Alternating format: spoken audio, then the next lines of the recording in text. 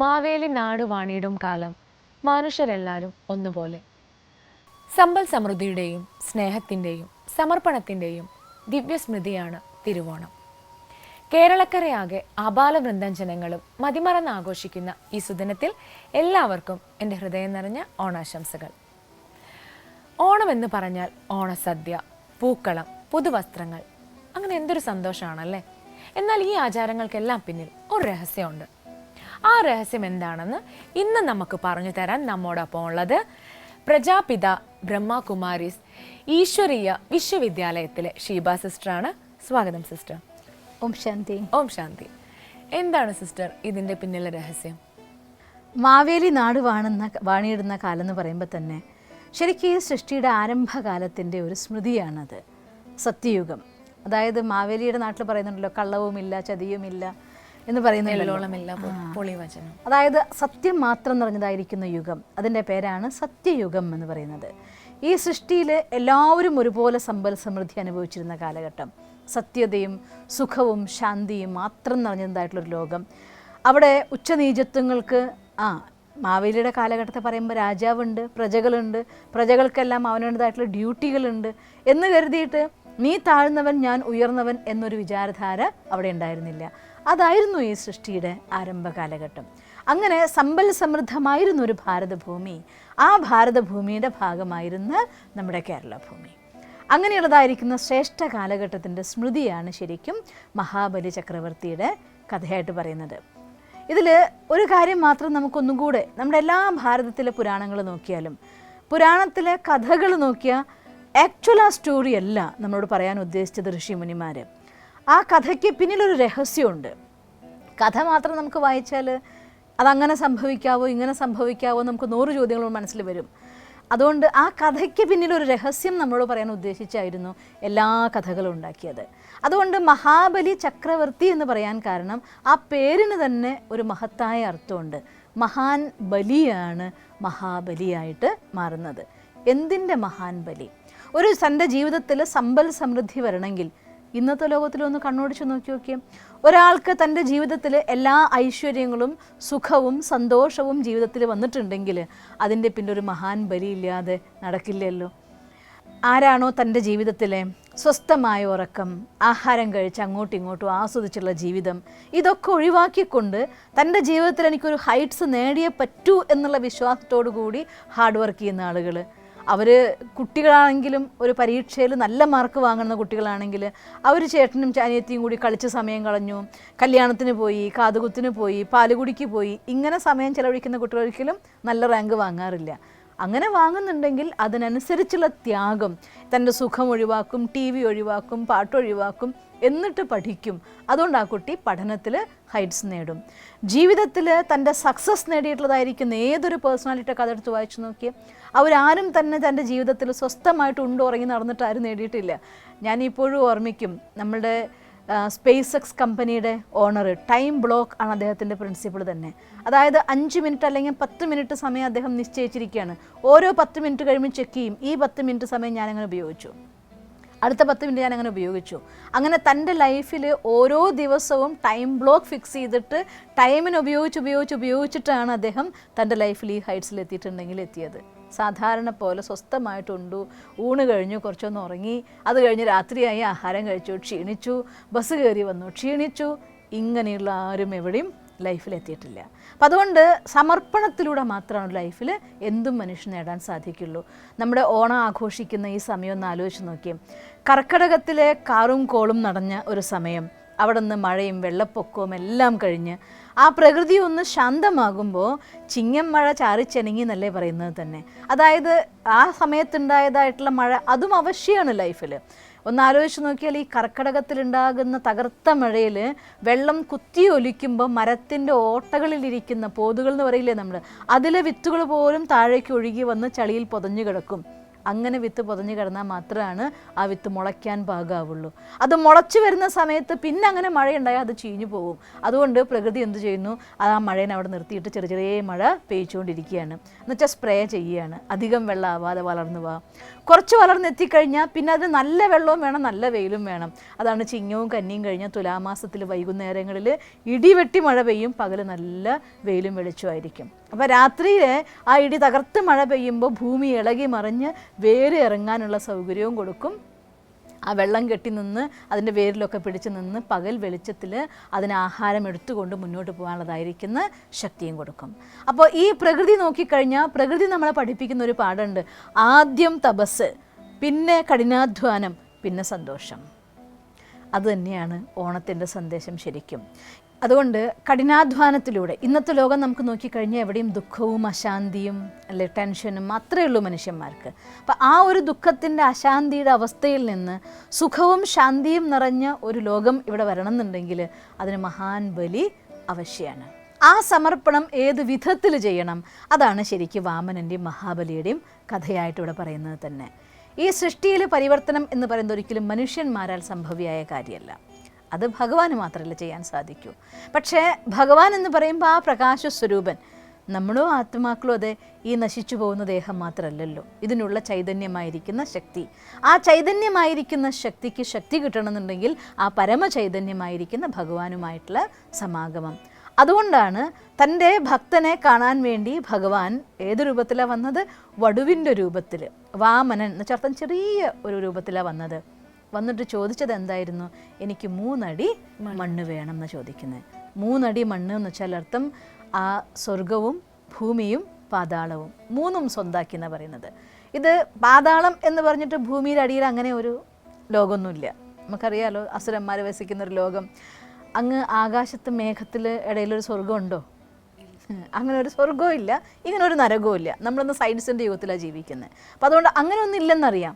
പക്ഷേ മനുഷ്യൻ അവനവൻ്റെ ജീവിതത്തിൽ ചിലപ്പോൾ പാതാളത്തിൻ്റെ അവസ്ഥയിൽ എത്താറുണ്ട്, അങ്ങ് സ്വർഗത്തിലിരിക്കുന്ന അവസ്ഥയിലും വരാറുണ്ട്, സാധാരണ മനുഷ്യന്മാരെ പോലെ ഭൂമിയുടെ അവസ്ഥയിലും വരാറുണ്ട്. അപ്പം ഈ ലോകത്ത് ജീവിക്കുന്ന മനുഷ്യൻ്റെ ജീവിതത്തിൽ നമ്മുടെ ഏറ്റവും ഉയരത്തിലെത്തുന്ന സമയവും ഏറ്റവും താഴ്ത്ത് നിൽക്കുന്ന സമയത്തും അതേപോലെ ഞാൻ നോർമൽ ലെവലിൽ പോകുന്ന സമയത്തും അവിടെ എല്ലാ സമയത്തും ഭഗവാന്റെ കൈകളിലെ സാമീപ്യം നമുക്ക് അനുഭവിക്കാൻ പറ്റുമെങ്കിൽ ജീവിതത്തിൽ എല്ലാ കഷ്ടവും സുഖമായിട്ട് പരിവർത്തനമാവും. അതുകൊണ്ട് ഈ ലോകത്തിലാണ് ഭഗവാൻ വന്ന് പരിവർത്തനപ്പെടുത്തേണ്ടത്. അല്ലാതെ ശ്രേഷ്ഠമായൊരു ലോകത്ത് ഭഗവാൻ എന്താ ഡ്യൂട്ടി ഉള്ളത്? എല്ലാവരും സുഖം അനുഭവിക്കുമ്പോൾ ആരെങ്കിലും സന്തോഷത്തിൽ ഈശ്വരനെ ഓർക്കാറുണ്ടോ? ദുഃഖം വരുമ്പോഴല്ലേ ഓർക്കുക. അപ്പം അതുകൊണ്ട് സങ്കടത്തിൻ്റെ സമയത്ത് മനുഷ്യന്മാരെല്ലാവരും ഈശ്വരനെ വിളിക്കുന്ന സമയത്ത് ദുഃഖത്തിൻ്റെ ലോകത്ത് വന്ന് ഇതിനെ സുഖത്തിലേക്ക് പരിവർത്തനപ്പെടുത്തുകയാണ്. അത് പരിവർത്തനപ്പെടുത്താൻ ഭഗവാൻ ഒരിക്കലും നേരിട്ട് തൻ്റെ കർമ്മം ചെയ്യാറില്ല. നമ്മൾ പറയാറില്ല ഈശ്വരൻ ചെയ്യുന്നവനുമാണ് ചെയ്യിപ്പിക്കുന്നവനുമാണ് എന്നുവെച്ചാൽ അർത്ഥം കർത്തവ്യം ചെയ്യാൻ വേണ്ടിയാണ് ഭഗവാൻ ഇവിടെ വരുന്നത്. ആ ചെയ്യാൻ വരുന്ന സമയത്ത് ഈശ്വരൻ തൻ്റെ മനസ്സാ വാചാ കർമ്മണ, ഓരോരുത്തരുടെ ലോകം എന്ന് വെച്ചാൽ എന്താ? ഓരോ ആത്മാവിൻ്റെ ലോകവും നമ്മുടെ ചിന്ത, നമ്മുടെ വാക്ക്, നമ്മുടെ പ്രവൃത്തി, ഇതെല്ലാം ഒരു മനുഷ്യൻ്റെ ലോകം എന്ന് പറയുന്നത്. അപ്പോൾ സമർപ്പണം എന്ന് വെച്ചാൽ എന്തിൻ്റെ സമർപ്പണമാണ് ചെയ്യേണ്ടത്? നമ്മുടെ ചിന്തകളുടെ, നമ്മുടെ വാക്കിൻ്റെ, നമ്മുടെ കർമ്മത്തിൻ്റെ സമർപ്പണം. അത് ചെറിയ രീതിയിലല്ല, മഹാൻ രീതിയിൽ, മഹത്തായ രീതിയിൽ. അങ്ങനെ സമർപ്പണമാകുമ്പോഴാണ് ഈ ലോകം നരകത്തിൽ നിന്ന് സ്വർഗത്തിലേക്ക് മാറ്റാൻ സാധിക്കും. അതിനുവേണ്ടി ഈശ്വരൻ എന്തായാലും ഒരു നിമിത്തമായിട്ടൊരു ആത്മാവിനെ തിരഞ്ഞെടുക്കണം. ഈശ്വരൻ പ്രവർത്തിക്കണമെങ്കിൽ ഒരു നിമിത്താത്മ വേണമല്ലോ. ആ നിമിത്താത്മാവിലൂടെ പരിവർത്തനപ്പെടുത്തിയത് കൊണ്ട് സ്റ്റോറി പറയുമ്പോൾ ഒരു മഹാബലി ചക്രവർത്തിയുടെ കഥ. പക്ഷേ അതൊരു മഹാബലിയുടെ മാത്രം കഥയല്ല, നമ്മൾ ഓരോരുത്തരുടെയും കഥയാണ്. ഈ സൃഷ്ടിയുടെ നരകത്തിൽ നിന്ന് സ്വർഗത്തിലേക്കുള്ള പരിവർത്തനത്തിൻ്റെ കഥയാണ്. കലിയുഗത്തിൽ നിന്ന് സത്യയുഗത്തിലേക്കുള്ള പരിവർത്തനത്തിൻ്റെ കഥയാണ്. അതിനുവേണ്ടി അതാണ് ശരിക്കും ഓണത്തിൻ്റെ ആഘോഷത്തിൽ മഹാബലി വരുന്നു എന്ന് പറഞ്ഞതിൻ്റെ രഹസ്യം. ഇപ്പോൾ സിസ്റ്റർ മഹാബലിയെ കുറിച്ച് പറഞ്ഞു. അപ്പോൾ നമ്മൾ എന്തിനാണ് ഈ പൂക്കളം ഇടുന്നത്? അതിൻ്റെ പ്രാധാന്യം എന്താണ്? എന്തുകൊണ്ടാണെന്ന് വെച്ചാൽ ഈ സൃഷ്ടിയിൽ പുഷ്പങ്ങളും മുള്ളുകളും 2 സ്റ്റേജാണ് ജീവാത്മാവിൻ്റെ ഉള്ളിൽ. എന്നുവെച്ചാൽ ഒരാളെ നമ്മൾ എപ്പോഴാണ് ഒരു പൂ പോലെ എന്ന് പറയുക, അവരൊരു പുഷ്പം പോലെയാണെന്ന് പറയുക. അവരുടെ സുഗന്ധം മറ്റുള്ളവർക്ക് അനുഭവിക്കണം, മീൻസ് അവരുടെ ഗുണങ്ങൾ മറ്റുള്ളവർക്ക് ഫീൽ ചെയ്യണം. അപ്പോഴാണ് നമ്മളെന്ത് പറയുന്നത്? ഓ, അവർ ശരിക്കും ഒരു ദേവതയെ പോലെ ഒരാളാണ് എന്നങ്ങനെയല്ലേ പറയുക. അപ്പോൾ നമ്മുടെ ലൈഫിൻ്റെ ഉള്ളിലും അതെ, മനുഷ്യൻ്റെ കർമ്മത്തിൽ നിന്ന് ഇപ്പോൾ നോക്കിയാൽ നമ്മൾ പറയും ചിലരോട് പെരുമാറുമ്പോൾ, ഓ എന്ത് നല്ല സ്വഭാവം അവരുടെ, അല്ലേ, എനിക്ക് അവരെ ഭയങ്കര ഇഷ്ടം, ഭയങ്കര സ്വീറ്റാന്നൊക്കെ പറയും. നിങ്ങളവർക്ക് ഇഷ്ടമില്ലാത്ത പോലും ചെയ്തു നോക്കിയേ. അതെ, അവർ മുള്ളും. അപ്പോൾ അവരുടെ ഉള്ളിൽ നിന്ന്, ഈ സോഫ്റ്റായ ക്യാരക്ടറിൻ്റെ ഉള്ളിൽ നിന്ന് ഷാർപ്പായ 5 നഖങ്ങൾ പറയും. ഞാൻ ഈ പൂച്ചക്കുട്ടിയുടെ കാല് പറയാറുണ്ട്. പൂച്ചക്കുഞ്ഞിൻ്റെ കാല് പിടിക്കുമ്പോൾ എന്തൊരു സോഫ്റ്റാണല്ലേ. അതിന് ഇഷ്ടമില്ലാത്ത കാര്യം കണ്ട അത് പേടിച്ച് കഴിഞ്ഞാൽ ആ സോഫ്റ്റായ കാലിനുള്ളിൽ ഷാർപ്പായ 5 നഖം പുറത്തേക്ക് വരും. അതുപോലെയാണ് മനുഷ്യൻ്റെ ഉള്ളിൽ നിന്ന്. ആ സോഫ്റ്റ്നെസ്സിൻ്റെ ഉള്ളിൽ നിന്ന് കാമക്രോധ ലോഭമോഹ അഹങ്കാരത്തിൻ്റെ, ഈർഷ്യയുടെ, ദേഷ്യത്തിൻ്റെ, വിദ്വേഷത്തിൻ്റെ ഒക്കെ മോഹങ്ങൾ പുറത്തേക്ക് വരും. അപ്പോൾ എല്ലാവരുടെ ഉള്ളിലും എന്തുണ്ട്? ഇന്ന് മുള്ളുകളുണ്ട്. അപ്പോൾ ഈ മുള്ളുകളെ മാറ്റി നമുക്ക് പകരം പുഷ്പങ്ങളാകണം. അതിന് കാമത്തിന് പകരം ഈശ്വരനോടതായിട്ടുള്ള സ്നേഹം, സമർപ്പണം. അതാണ് സമർപ്പണത്തിൻ്റെ പ്രതീകമായിട്ട് ഓണം തന്നെ വരുന്നത്. സമർപ്പണത്തിനല്ലേ എല്ലാം പരിശുദ്ധമാവുള്ളൂ. അതുകൊണ്ട് 10 ദിവസം നമ്മൾ കൂടുന്നത്. ഈ സൃഷ്ടിയുടെ പരിവർത്തനം എന്ന് പറയുന്നത് ഒരു ദിവസം കൊണ്ട് നടക്കില്ലല്ലോ. അതിനും നമുക്ക് വേണമെന്നുണ്ടെങ്കിൽ ജീവാത്മാവിൻ്റെ ഉള്ളിലെ ആ അഷ്ടശക്തികളുടെ സിദ്ധി നിറയ്ക്കണം. ആത്മതിൻ്റെ സമ്പൂർണ്ണതയിലേക്ക് മാറണം. അത് കഴിഞ്ഞ ശേഷം സൃഷ്ടിയുടെ പരിവർത്തനം വരണം. അപ്പോൾ ഒരു ചെറിയൊരു പീരിയഡ് എന്നുവെച്ചാൽ കലിയുഗത്തിൻ്റെ അവസാനവും സത്യയുഗത്തിൻ്റെ ആരംഭവുമായിരിക്കുന്ന സമയം, ഒരു ദിവസത്തിലെ ബ്രഹ്മമുഹൂർത്ത സമയം പോലെ കാലചക്രത്തിലെ ബ്രഹ്മമുഹൂർത്ത സമയം, ആ ഒരു ചെറിയ ഷോർട്ട് പീരിയഡിലാണ് ഈ സൃഷ്ടിയുടെ പരിവർത്തനം നടക്കുന്നത്. മുള്ളുകൾ പുഷ്പങ്ങളാകുന്നത്. അതുകൊണ്ട് ഒരു വീട്ടിൽ മാത്രമല്ലല്ലോ പൂക്കളിടുന്നത്. എല്ലാ വീടിന് മുന്നിൽ നമ്മൾ എന്താ ചെയ്യുക? പൂക്കളിടുക. അപ്പോൾ ഓരോ കുടുംബവും സ്വർഗ്ഗാക്കി മാറ്റണം. ഒരു കുടുംബം എന്ന് വെച്ചാൽ അതിൽ കുറേ വ്യക്തികളുണ്ടല്ലോ. ഓരോ വ്യക്തികളും പുഷ്പങ്ങളെ പോലെ ആവണം. ആ പുഷ്പങ്ങളെല്ലാം ചേർന്ന് പൂക്കളങ്ങളാവണം. എന്നാൽ ഈ ലോകം വലിയൊരു പൂക്കളായിട്ട് മാറ്റണം. അതുകൊണ്ട് ആ പൂവിടുന്നതിൽ മാത്രമല്ല നമുക്ക് സന്തോഷം. നമ്മുടെ ജീവിതത്തിൽ ഓരോരുത്തരും അവനവൻ്റെ ലൈഫിൽ ആ ഒരു ദിവ്യ ഗുണങ്ങളെ കൊണ്ടുവന്നുകൊണ്ട് നമ്മുടെ കുടുംബത്തെ ഒരു പൂന്തോട്ടം പോലെ അല്ലെങ്കിൽ ഒരു പൂക്കളം പോലെ ഒന്നിപ്പിക്കണം, സുന്ദരമാക്കണം. അപ്പോഴാണ് ഈ ലോകം എന്താവുന്നത്? സ്വർഗമായിട്ട് മാറുന്നത്. അത് നമ്മൾ ഓരോരുത്തരും ചെയ്യേണ്ട കർത്തവ്യമാണ്, അല്ലാതെ ഒരാളുടെ മാത്രമല്ല. അപ്പം അതുകൊണ്ടാണ് എല്ലാ വീടിൻ്റെ ഉള്ളിലും പൂക്കളം. പക്ഷെ ഇപ്പോൾ ആൾക്കാരൊക്കെ പൊതുവെ പ്രിഫർ ചെയ്യുന്നത് പ്ലാസ്റ്റിക് പൂക്കളല്ലേ. അപ്പോൾ അവരൊന്നും ഇതിൻ്റെ ആ ഒരു മൂല്യം അറിയാണ്ട് ചെയ്യുന്നതുകൊണ്ടല്ല അങ്ങനെ. ഇന്ന് ആരാണ് മൂല്യം അറിഞ്ഞ് കർമ്മം ചെയ്യുന്നതെന്ന് ചിന്തിച്ച് നോക്കിയാൽ എനിക്ക് തമാശ തോന്നിയിട്ടുണ്ട്. ഒരിക്കൽ ഞാനൊരു ക്ഷേത്രത്തിൽ പോയപ്പോൾ, ഞാൻ പേരൊന്നും പറയില്ല, ക്ഷേത്രത്തിൽ പോകുന്ന സമയത്ത് അവിടെ ഒരു ചടങ്ങ്, ഞങ്ങളവിടെ ഒരു ചെറിയ സ്റ്റാളുണ്ടായിരുന്നു. അപ്പോൾ ആ സ്റ്റാളിൽ ഞാൻ നിൽക്കുമ്പോൾ ഒരു വരവ് വരുമല്ലോ ക്ഷേത്രത്തിലേക്ക്. വരവ് വരുന്ന സമയത്ത് ഒരു സ്ഥലത്ത് എത്തിയപ്പോൾ അതിലൊരാൾ അവർ തോർത്തുമുണ്ടെടുത്ത് താഴെ ഇട്ടു. അപ്പുറത്തെ ആൾക്കാർ ഓടി വരുന്നു തട്ടിപ്പറിക്കാൻ വേണ്ടി തോർത്തുമുണ്ട്. തമ്മിലൊരു തല്ലുണ്ടാക്കിയിട്ട് അവസാനം ആ തോർത്തും കൊണ്ട് ഈ വീണ ആളുണ്ടല്ലോ അയാൾ തോർത്തും കൊണ്ട് എടുത്ത് ഓടുന്നു. അപ്പോൾ ഞാൻ ഇതെന്ത് ചടങ്ങ്? അതൊരു തോർത്തുമുണ്ട് തല്ലുകൊണ്ട കാര്യം എന്താണുള്ളത്? ഇന്നിപ്പോൾ ഒരു തോർത്ത് കിട്ടാനുണ്ടോ? അത് ഒരു ചടങ്ങാണ് പോലും. എന്ത് ചടങ്ങാണ് എന്നാലോചിക്കുക. പണ്ട് ആരുടെയും കയ്യിൽ നിന്ന് വീണിട്ടുണ്ടായിരിക്കും. അപ്പോൾ അതുകൊണ്ട് അവിടെ തല്ലുണ്ടായിട്ടുണ്ടാവും. അപ്പോൾ അതൊരു സ്മാരകമായിട്ട് കൊണ്ടുവന്നുകൊണ്ടിരിക്കുക. പല കർമ്മങ്ങളും ചെയ്യുന്നതുണ്ടല്ലോ മനുഷ്യന്മാർ, നമ്മുടെ ആചാരങ്ങൾ. അതിൻ്റെ ഉള്ളിലെ രഹസ്യം എന്തെന്ന് മനസ്സിലാക്കാതെ ചെയ്യുന്ന പലതും ഉണ്ട്. അങ്ങനെയാണ് ഇന്ന് പലരും ചെയ്യുന്നത്. എല്ലാവരെ സംബന്ധിച്ചിടത്തോളം പുഷ്പം എന്ന് പറയുമ്പോൾ തന്നെ അത് സുഗന്ധമാണ്. അതിന് പകരം നമ്മൾ മനുഷ്യൻ്റെ മനസ്സിൽ പ്ലാസ്റ്റിക്കായി പോയില്ലേ. റിയൽ സുഗന്ധമുള്ള മനുഷ്യന്മാർ കുറഞ്ഞു പോയി. അപ്പോൾ അതുകൊണ്ട് സുഗന്ധമില്ലാത്ത പ്ലാസ്റ്റിക് പൂക്കളെ കൊണ്ട് വെക്കുകയാണ്. അല്ലാതെ ആക്ച്വലായിട്ടുള്ള ആക്ഷൻ അങ്ങനെയല്ല വേണ്ടത്. അതും ഇപ്പോൾ നമുക്ക് പിന്നെ ഇറക്കുമതിയായിട്ട് ഇഷ്ടം പോലെ നമ്മൾ തന്നെ വെച്ചിട്ടില്ലേ പൂക്കൾ നോക്കിയാൽ ചെട്ടിപ്പൂക്കൾ ഇഷ്ടം പോലെ ഇറക്കുമതിയായിട്ട് നമുക്ക് പൂക്കൾ കിട്ടാനുണ്ട്. പക്ഷേ റിയൽ പണ്ട് അങ്ങനെയായിരുന്നില്ല. എൻ്റെയൊക്കെ കുട്ടിക്കാലത്ത് ഞാൻ ഓർക്കുന്ന തുമ്പപ്പൂ പറിച്ചും നാട്ടിലെ പൂക്കളെ പറിച്ചും ഒന്ന് പ്രകൃതിയായിട്ടുള്ളൊരു സ്നേഹം കൂടിയാണ്. പിന്നെ വസന്ത ഋതുവിനെ നമ്മൾ ആദരിക്കലും കൂടിയാണ്. നമ്മുടെ ജീവിതത്തിൽ ഈ മഴ കഴിഞ്ഞ ശേഷം ഉണ്ടാകുന്ന കൊച്ചു കൊച്ചു പൂക്കൾക്ക് പോലും സ്നേഹം കിട്ടുന്നൊരു സമയമാണ്. ഇപ്പം പിന്നെ മനുഷ്യൻ്റെ കയ്യിൽ സമയമില്ല, എല്ലാം ആർട്ടിഫിഷ്യലാക്കി മാറ്റി. അതുകൊണ്ട് തന്നെയാണ് ഓരോ ദിവസം കഴിയും തോറും എത്ര കാര്യങ്ങൾ നമ്മൾ ആർട്ടിഫിഷ്യലാക്കുന്നുണ്ടോ അത്രയും നമ്മുടെ ഹൃദയത്തിനുള്ളിലെ മൂല്യം അതിന് കുറഞ്ഞുകൊണ്ടിരിക്കും. അതിൻ്റെ മഹത്വം ഇല്ലാതായിക്കൊണ്ടിരിക്കും. എന്തുകൊണ്ട് ചെയ്യുന്നു എന്നറിഞ്ഞിട്ട് ആരും ചെയ്യുന്നേ ഇല്ല എന്നുള്ളത് സത്യം. അതുകൊണ്ടാണ് വെറും ആചരണമായിട്ട് മാറുകയാണ്. ശരിക്കും ഒരു കാര്യം ആചരിക്കാൻ ചേർത്തം കർമ്മത്തിൽ കൊണ്ടുവരിക, പ്രാക്ടിക്കലായിട്ടുള്ള കാര്യം മനസ്സിലാക്കുക, അതിൻ്റെ ആധാരത്തിൽ അതിന് ചെയ്യുമ്പോൾ അതിന് മൂല്യം ഉണ്ടാവും. അതില്ലാതെ ചെയ്യുന്നത് കൊണ്ടാണ് ഇന്ന് ഇങ്ങനെ അധപതിച്ചു പോകുന്നത്. അപ്പം നമ്മൾ സദ്യയൊക്കെയോ സത്യയുഗത്തിൻ്റെ സ്മൃതി തന്നെയാണ്. മീൻസ് ഈ സൃഷ്ടിയുടെ ആരംഭ സമയത്ത് ദൈവാത്മാക്കളുടെ ലോകമായിരുന്നു ഈ ഭാരതഭൂമി. അവിടെ എല്ലാ കുടുംബത്തിൻ്റെ ഉള്ളിലും ഒരേപോലെ സന്തോഷവും സമൃദ്ധി ഉണ്ടായിരുന്നു. അപ്പം സമൃദ്ധി എന്ന് പറയുമ്പോൾ നമുക്ക് എന്താ ഓർമ്മ വരിക? സദ്യ.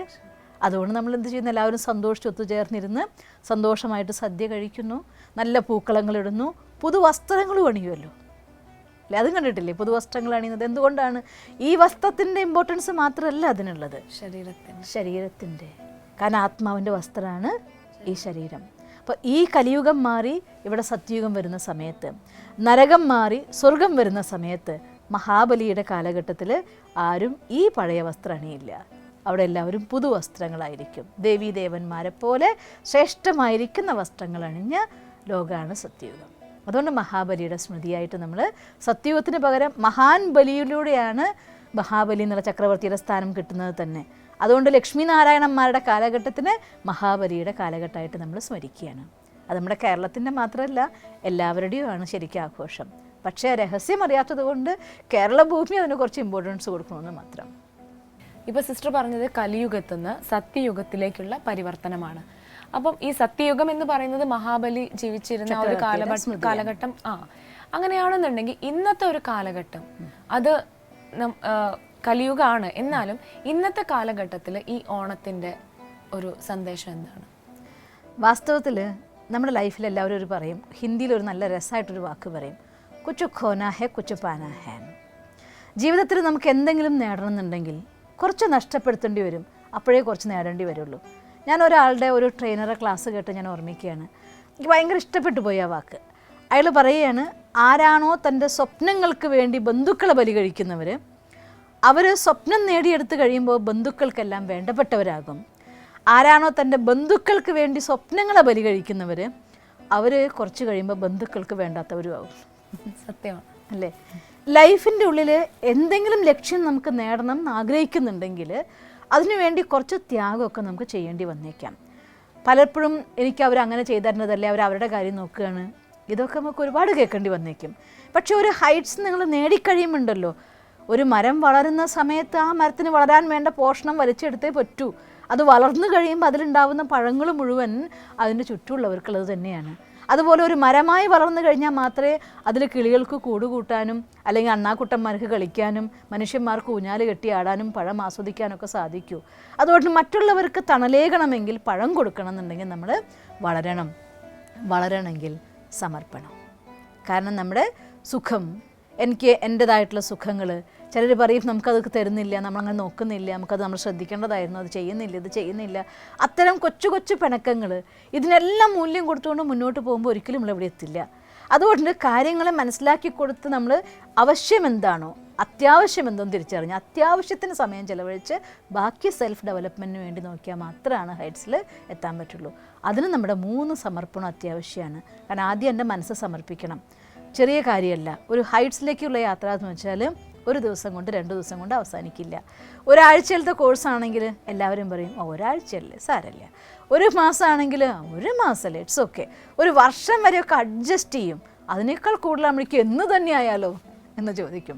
അപ്പം അതുകൊണ്ട് സ്വന്തം സങ്കല്പത്തിൽ ദൃഢതയിലൂടെയുള്ള സമർപ്പണം വേണം. ഏത് ലക്ഷ്യം ലൈഫിൽ നമ്മൾ നിശ്ചയിച്ചിട്ടുണ്ടോ ആ ലക്ഷ്യം നേടും വരെ അതിനെത്ര സമയം എന്നൊന്നും പരിധിയില്ല. കാരണം ഓരോരുത്തരുടെ കപ്പാസിറ്റി ഡിഫറെൻ്റ് ആയിരിക്കില്ലേ, ഓരോരുത്തരുടെ പൊട്ടൻഷ്യൽ വ്യത്യാസമാണല്ലോ. അതനുസരിച്ച് എനിക്ക് എഫേർട്ട് ചിലപ്പോൾ കുറച്ച് മതിയാവും, ചിലപ്പോൾ കൂടുതൽ വേണ്ടി വന്നേക്കും. അപ്പം അതുകൊണ്ട് ആ ലക്ഷ്യം നേടും വരെ നിർത്താതെ പരിശ്രമിക്കാൻ, അതിനുവേണ്ടി എന്ത് ത്യാഗമാണെങ്കിലും ചെയ്യാൻ നമ്മൾ തയ്യാറാവണം. ചിലപ്പോൾ നമ്മുടെ സന്തോഷങ്ങൾ ത്യജിക്കേണ്ടി വരും, ചിലപ്പോൾ നമ്മുടെ ഉറക്കം ത്യജിക്കേണ്ടി വരും, ചിലപ്പോൾ നമ്മുടെ ഉത്സവങ്ങൾ ത്യജിക്കേണ്ടി വരും, ചിലപ്പോൾ നമ്മൾ വിചാരിച്ച കൊച്ചു കൊച്ചു സന്തോഷങ്ങളെല്ലാം ത്യജിക്കേണ്ടി വരും. എന്നാലും ആ ലക്ഷ്യം നേടിക്കഴിഞ്ഞാൽ നമുക്കപ്പോൾ ആഘോഷിക്കാൻ എല്ലാവരും വന്നോളും. അതുകൊണ്ട് നമ്മുടെ ശരീരം കൊണ്ടും മനസ്സുകൊണ്ടും ധനം കൊണ്ടും ഒരു ഉയർന്ന ലക്ഷ്യത്തിലേക്കുള്ള യാത്ര പോകുന്ന സമയത്ത് അവിടെ ഒരു ഭാഗത്തിന് വിട്ടുവീഴ്ചയില്ല. എല്ലാം നമ്മുടെ സംബന്ധം, സമ്പർക്കം, നമ്മുടെ സന്തോഷം, അല്ലെങ്കിൽ എൻ്റെ ധനം, എൻ്റെ ശരീരം, എൻ്റെ മനസ്സ്, എൻ്റെ വാക്ക്, കർമ്മം എല്ലാം സമർപ്പിച്ചാൽ മാത്രമാണ് നമുക്ക് ആ ഒരു വലിയ ഉയരം നേടാൻ പറ്റുള്ളൂ. ഈ സമൂഹത്തിൽ നേടിയ ആളുകളെ ഒന്ന് നോക്കി നോക്കിയേ. നമ്മുടെ ഷാരൂഖ് ഖാൻ ആണെങ്കിലും ജീവിതത്തിൽ എന്തൊക്കെ ത്യാഗം സഹിച്ചിട്ടാണ് നേടിയെടുത്തത്.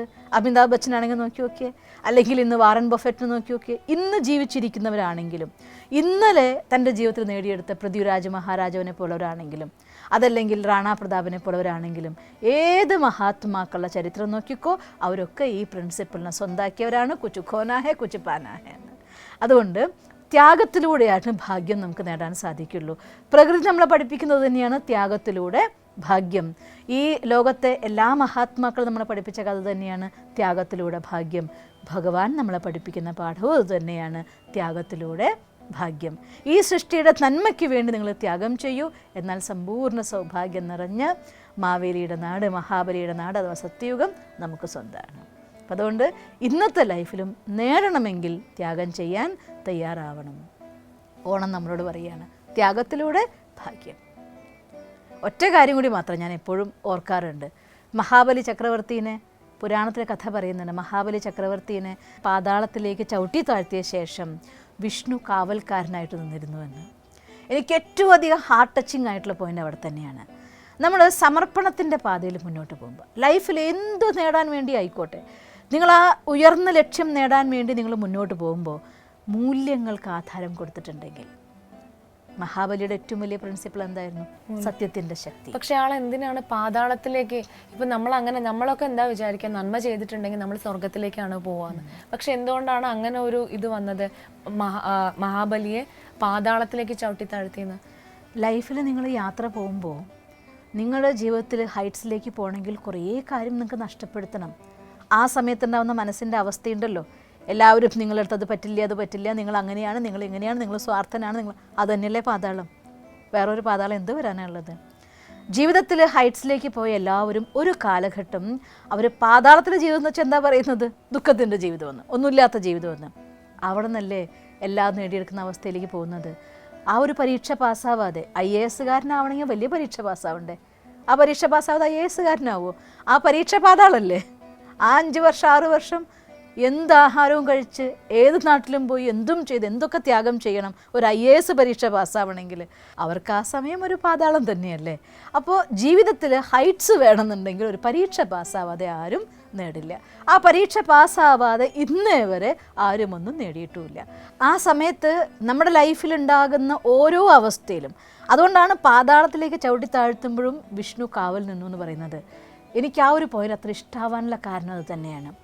നിങ്ങളുടെ ലൈഫിൽ വാല്യൂസിൻ്റെ ആധാരത്തിൽ, മൂല്യങ്ങളുടെ ആധാരത്തിൽ നിങ്ങൾ ഹൈറ്റ്സിലേക്കുള്ള യാത്രയിൽ പോകുമ്പോൾ ഒരു പക്ഷേ നമുക്ക് ഒറ്റപ്പെട്ടു പോയ പോലെ തോന്നിയേക്കാം.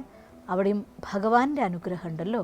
ആ ഒരു കാവൽ, ആ ഒരു കരുതൽ, ആ ഒരു സ്നേഹം നമുക്ക് തോന്നിപ്പോവും. നമ്മൾ നടക്കുന്നത് ഭൂമിയിലല്ല, ഈശ്വരൻ്റെ കയ്യിലാണെന്ന് തോന്നിപ്പോവും. ആ ഒരു സുഖം അത് വലിയ സുഖമാണ്. അതിന് സത്യം എന്നതായിരിക്കുന്ന മൂല്യം. അതാണ് മഹാബലി ചക്രവർത്തി ഞാൻ വാക്ക് പറഞ്ഞു പോയി, എനിക്കിനി മാറ്റാൻ പറ്റില്ല എന്നല്ലേ പറയുന്നത്. സത്യത്തെ തൻ്റെ കൈമുതലാക്കി മുന്നോട്ട് പോകുന്നവർക്കെല്ലാം എത്ര തന്നെ മുന്നോട്ടുള്ള യാത്ര പോകണമെങ്കിൽ പരീക്ഷ എഴുതണം. ദാറ്റ്സ് എ നേച്ചറാണ്, പ്രകൃതിയുടെ നേച്ചറാണത്. അതുകൊണ്ട് ചളിയിൽ പൊതഞ്ഞ് കിടക്കാത്തൊരു വിത്ത് മുളയ്ക്കില്ല എന്ന് പറയും പോലെ ജീവിതത്തിൽ പരീക്ഷണം കഴിയാത്ത ആർക്കൊന്നും നേടാൻ കഴിയില്ല. ആ പരീക്ഷ പാസ്സാവുമ്പോൾ നിങ്ങളുടെ കാവൽക്കാരനായിട്ട് ആരുണ്ടായിരിക്കും? ഭഗവാൻ ഉണ്ടായിരിക്കും. അതുകൊണ്ട് സത്യത്തിൻ്റെ പാതയിലൂടെ മുന്നേറിക്കോളൂ. ജീവിതത്തിൽ ഏത് ഹൈറ്റ്സും നമുക്ക് സ്വന്താക്കാം. കാവൽക്കാരനായിട്ടും രക്ഷകനായിട്ടും സഹായിയായിട്ടും ഒക്കെ ഭഗവാൻ നമ്മുടെ കൂടെ ഉണ്ടായിരിക്കും. അതുകൊണ്ടാണ് ഭക്തൻ അത്രയും ഉയർന്ന അവസ്ഥ കൊടുക്കാൻ വേണ്ടി ആ പരീക്ഷ പാസ്സാക്കുന്നത് കാണിക്കുകയാണ്. അവിടെയും കാവലായിട്ട് ഈശ്വരൻ ഉണ്ടാവും. അപ്പോൾ പരീക്ഷ വരുമ്പോൾ പേടിക്കേണ്ട, ജീവിതത്തിൽ എന്തെങ്കിലും സങ്കടങ്ങൾ വരുമ്പോൾ വിഷമിക്കേണ്ട. ഇത് പരീക്ഷയാണ്. അതുകൊണ്ട് ഈശ്വരൻ കാവലാളായിട്ട് എൻ്റെ കൂടെ ഉണ്ടാവുമെന്ന് സമാധാനിച്ചാൽ സന്തോഷമായിട്ട് നമുക്ക് പരീക്ഷ കിടക്കാം. നമ്മൾ ഓണം ആഘോഷിക്കാൻ തുടങ്ങിയിട്ട് ഒരുപാട് വർഷമായി നമ്മൾ മഹാബലിക്ക് വേണ്ടിയുള്ള കാത്തിരിപ്പ്. പക്ഷെ സത്യത്തിൽ ഇതൊന്നും ഞങ്ങൾ അറിഞ്ഞില്ല. കാരണം മഹാൻ ബലിയിലൂടെയാണ് ഒരു പുതിയ യുഗം, ഒരു ബലി, നമ്മുടെ എല്ലാം ബലി കർപ്പിച്ചിട്ടാണ് നമുക്കൊരു പുതിയ യുഗം വരുന്നതെന്ന് ഞങ്ങൾക്ക് ഇന്ന് പഠിപ്പിച്ചു തന്ന ഷീബ സിസ്റ്ററിന് ഒരുപാട് നന്ദിയുണ്ട്. ഓം ശാന്തി. ഓം ശാന്തി. ഈ ഓണത്തിന് പുതിയൊരു സന്ദേശം നമുക്കെല്ലാവർക്കും ലഭിച്ചു. ഈ ലോകത്തെ വസന്തമാക്കാനും നമ്മൾ ഓരോരുത്തരുടെ ജീവിതത്തെയും വസന്തമാക്കാനും നമ്മൾക്ക് എല്ലാവർക്കും കഴിയട്ടെ എന്ന് ആശംസിച്ചുകൊണ്ട് എല്ലാവർക്കും ഒരിക്കൽ കൂടി ഹൃദയം നിറഞ്ഞ ഓണാശംസകൾ.